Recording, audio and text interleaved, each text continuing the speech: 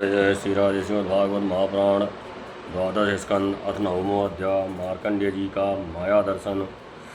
सूत जी कहते हैं, जब ज्ञान संपन्न मार्कंडेय मुनि ने इस प्रकार स्तुति की तब भगवान नर नारायण ने प्रसन्न होकर मार्कंडेय से कहा। भगवान नारायण ने कहा, सामान्य ब्रह्मऋषि श्रोमणे, तुम चित्त की एकाग्रता, तपस्या, स्वाध्याय, संयम और मेरी अन्य भक्ति से सिद्ध हो गए हो। तुम्हारे इस आजीवन ब्रह्मचर्य व्रति की निष्ठा देखकर हम तुम पर बहुत ही प्रसन्न हुए हैं। तुम्हारा कल्याण हो। मैं समस्त वर देने वालों का स्वामी हूँ, इसलिए तुम अपना अभीष्ट वर मुझसे मांग लो। मार्कंडेय मुनि ने कहा, देव शरणागत भयहारी अच्युत, आपकी जय हो। हमारे लिए बस इतना ही वर पर्याप्त है कि आपने कृपा करके अपने मनोहर स्वरूप का दर्शन कराया। ब्रह्मा शंकर आदि देवगण योग साधना के द्वारा एकाग्र हुए मन से ही आपके परम सुंदर श्री चरण कमलों का दर्शन प्राप्त करके कृतार्थ हो गए। आज उन्हीं अपने मेरे नेत्रों के सामने प्रकट होकर मुझे धन्य बनाया। पवित्र कीर्ति महान भावों के शिरोमणि कमल नयन, फिर भी आपकी आज्ञा के अनुसार मैं आपसे वर मांगता हूँ। मैं आपकी वह माया देखना चाहता हूँ जिससे मोहित होकर सभी लोक और लोकपाल अद्वितीय वस्तु ब्रह्म में अनेकों प्रकार के मतभेद देखने लगते हैं। सूर्य जी कहते हैं, सोनकी, जब इस प्रकार मार्कंडेय मुनि ने भगवान नर नारायण की इच्छा अनुसार स्तुति पूजा कर ली एवं वरदान मांग लिया, तब उन्होंने मुस्कुराते हुए कहा, ठीक है, ऐसा ही होगा। इसके बाद वे अपने आश्रम बद्री वन को चले गए। मार्कंडेय मुनि अपने आश्रम पर ही रहकर निरंतर इस बात का चिंतन करते रहते कि मुझे माया के दर्शन कब होंगे। वे अग्नि, सूर्य, चंद्रमा, जल, पृथ्वी, वायु, आकाश एवं अंतःकरण में और तो क्या सर्वत्र भगवान का ही दर्शन करते हुए मानसिक वस्तुओं में उनका पूजन करते रहते। कभी कभी तो उनके हृदय में प्रेम की ऐसी बाढ़ आ जाती कि उसके प्रभाव में डूब उतराने लगते। उन्हें इस बात की याद नहीं रहती कि कब कहाँ किस प्रकार भगवान की पूजा करनी चाहिए। सोनक जी, एक दिन की बात है, संध्या के समय पुष्पभद्रा नदी के तट पर मार्कंडेय मुनि भगवान की उपासना में तन्मय हो रहे थे। ब्राह्मण उसी समय का एक बड़े जोर की आंधी चलने लगी। उस समय आंधी के कारण बड़ी भयंकर आवाज़ होने लगी और बड़े विकराल बादल आकाश में मंडराने लगे। बिजली चमक कर कड़कने लगी और रथ के धुरे के समान जल की मोटी मोटी धाराएं पृथ्वी पर गिरने लगी। यही नहीं, मार्कंडेय मुनि को ऐसा दिखाई पड़ा कि चारों समुद्र समूची पृथ्वी को निगलते हुए उमड़े जा रहे हैं। आंधी के वेग से समुद्र में बड़ी बड़ी लहरें उठ रही हैं, बड़े भयंकर भंवर पड़ रहे हैं और भयंकर ध्वनि कान फाड़ डालती है। स्थान स्थान पर बड़े बड़े मगर उछल रहे हैं। उस समय बाहर भीतर चारों ओर जल ही जल दिखता था। ऐसा जान पड़ता था कि उस जल राशि में पृथ्वी ही नहीं स्वर्ग भी डूबा जा रहा है। ऊपर से बड़े वेग से आंधी चल रही है और बिजली चमक रही है, जिससे संपूर्ण जगत संतप्त हो रहा है। जब मार्कंडेय मुनि ने देखा कि इस जल प्रलय से सारी पृथ्वी डूब गई, उद्भिज, श्वेतज, अंडज और जरायुज चारों प्रकार के प्राणी स्वयं वे भी अत्यंत व्याकुल हो रहे हैं। तब वे उदास हो गए और साथ ही अत्यंत भयभीत भी। उनके सामने ही प्रलय समुद्र में भयंकर लहरें उठ रही थीं। आंधी के वेग से जल रात उछल रही थी और प्रलयकालीन बादल बरस कर समुद्र को और भी भरते जा रहे थे। उन्होंने देखा कि समुद्र ने द्वीप, वर्ष और पर्वतों के साथ सारी पृथ्वी को डुबा दिया। पृथ्वी, अंतरिक्ष, स्वर्ग, ज्योतिर्मंडल, ग्रह, नक्षत्र एवं तारों का समूह और दिशाओं के साथ तीनों लोग जल में डूब गए। बस एक समय एकमात्र महामुनि मार्कंडेय ही बच रहे हैं। उस समय वे पागल और अंधे के समान जटा फैलाकर यहाँ से वहाँ और वहाँ से यहाँ भाग कर अपने प्राण बचाने की चेष्टा कर रहे थे। वे भूख प्यास से व्याकुल हो रहे थे। किसी और बड़े बड़े मगर तो किसी और बड़े बड़े तिमिंगल मच्छ उन पर टूट पड़ते।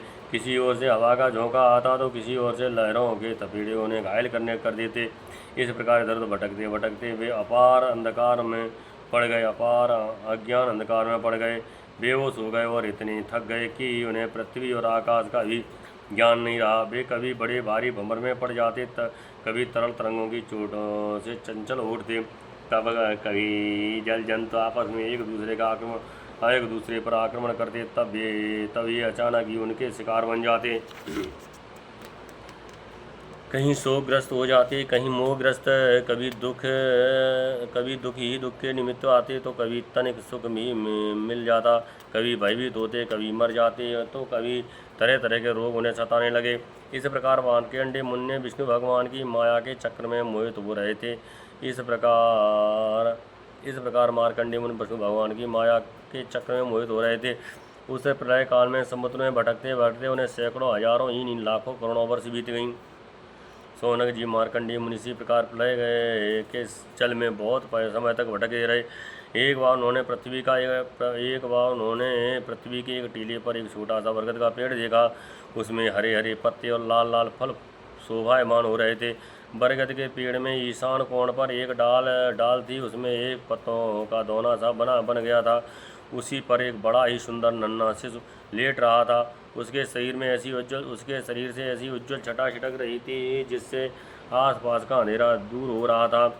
वह शिशु मरकत मणि के समान सांवला था। मुख कमल पर सारा सौंदर्य फूट पड़ता था। गर्दन शंख के समान उतार चढ़ाव वाली थी। छाती चौड़ी थी, तोते की चोंच के समान सुंदर नासिका और भौहें बड़ी सुंदर थीं, बड़ी मनोहर थीं। काली काली घुंघराली हल्के कपोलों पर लटक रही थीं और श्वास लगने से कभी कभी हिल भी जाती थीं। शंख के समान घुमावदार कानों में अनार के लाल लाल फूल शोभायमान हो रहे थे। मूंगे के समान लाल लाल होंठों की कांति से उनकी सुधमयी श्वेत मुस्कान कुछ लालिमाश्रित मिश्रित हो गई थी। नेत्रों के कोने कमल के भीतरी भाग के समान तनिक लाल लाल थी। मुस्कान और चितवन पर्वत हृदय को पकड़ लेती थी। बड़ी गंभीर नाव थी। छोटी सी तोने पीपल के पत्ते के समान जान पड़ती और श्वास लेने के समय उस पर पड़ी हुई बलें तथा नाव भी हिल जाया करती थी। नन्हे नन्हे हाथों में बड़ी सुंदर सुंदर उंगलियां थीं। वह शिशु अपने दोनों कर कमलों से एक चरण कमल को मुख में डालकर चूस रहा था।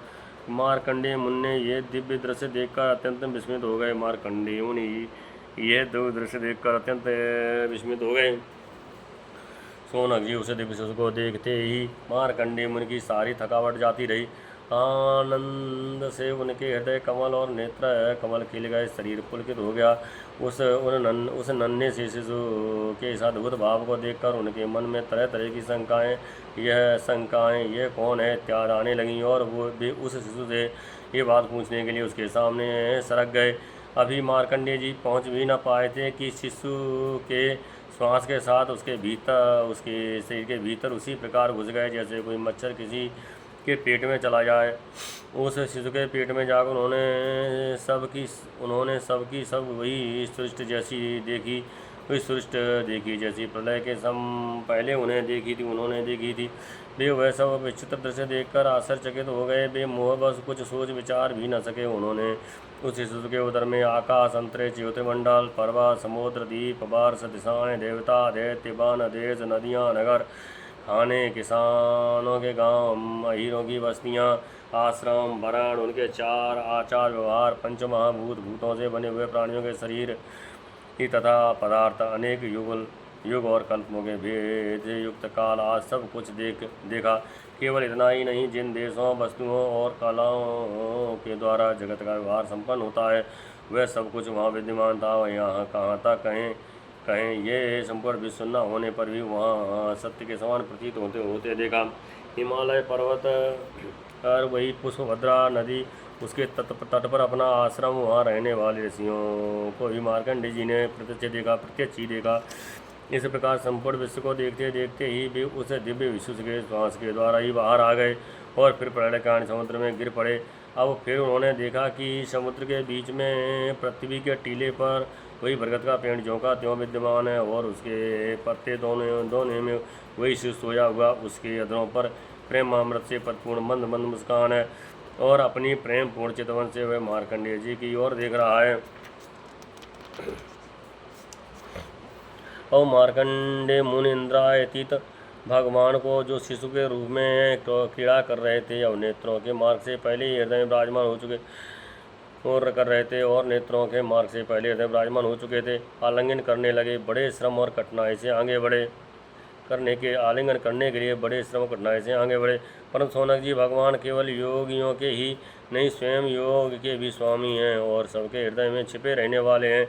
अभी मार्कंडेय मुनि उनके पास पहुंच भी न पाए थे कि तुरंत अंतर ध्यान हो गए। ठीक वैसे ही जैसे अभागे और असमर्थ पुरुष के परिश्रम का पता नहीं चलता कि फल दिए बिना ही क्या हो गया। शौनक जी उस शिशु के अंतर्धान होते ही वह बरगद का वृक्ष तथा प्रलयकालीन दृश्य एवं जल भी तत्काल लीन हो गया। और मार्कंडेय मुनि ने देखा कि मैं तो पहले के समान ही अपने शास्त्र में बैठा हुआ हूँ। इस श्रीमद्भागवते महापुराणे परमहंसायां संहितायां द्वादश स्कंदे माया दर्शन नाम नवमो अध्याय। जय जय श्री राधे।